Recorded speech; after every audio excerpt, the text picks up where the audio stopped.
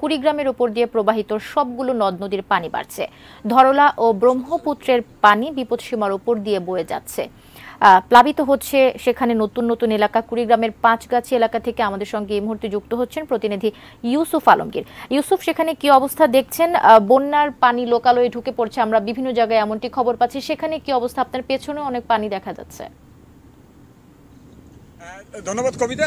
আপনার মাধ্যমে জানিয়ে রাখতে চাই যে কুড়িগ্রামের এই ধরলা, ব্রহ্মপুত্র, তিস্তা, দুধকুমর সহ সবগুলো নদ নদীর পানি কিন্তু বৃদ্ধি পাচ্ছে এবং এই ধরলা, দুধকুমর এবং ব্রহ্মপুত্রের পানি কিন্তু বিপদসীমার উপর দিয়ে প্রবাহিত হচ্ছে।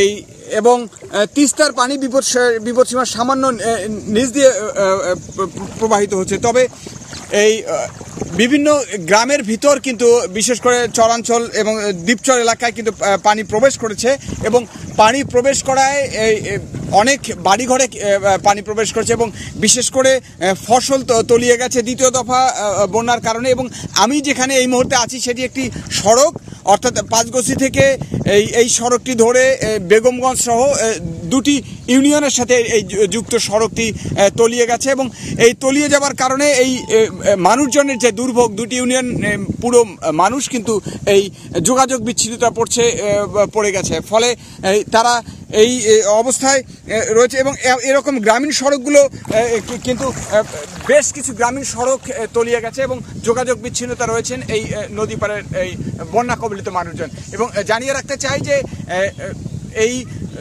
কুড়িগ্রামের যেসব এলাকায় অর্থাৎ প্রায় 40টি যে 4 শতাধিক চর এবং দ্বীপচর আছে, সে এই দ্বীপচরগুলো কিন্তু পানিবন্দী হয়ে পড়েছে মানুষজন এবং সেখানে প্রায় বলা চলে প্রায় 20,000 পরিবার পানিবন্দী হয়ে পড়েছে এবং সরকারিভাবে স্থানীয় প্রশাসন বলছেন যে তারা ত্রাণ সহায়তা দেওয়ার জন্য তারা চেষ্টা করছেন এবং সেই ত্রাণ দ্রুততম সময়ে সেই সব এলাকায় পৌঁছে দেওয়ার চেষ্টা করছেন।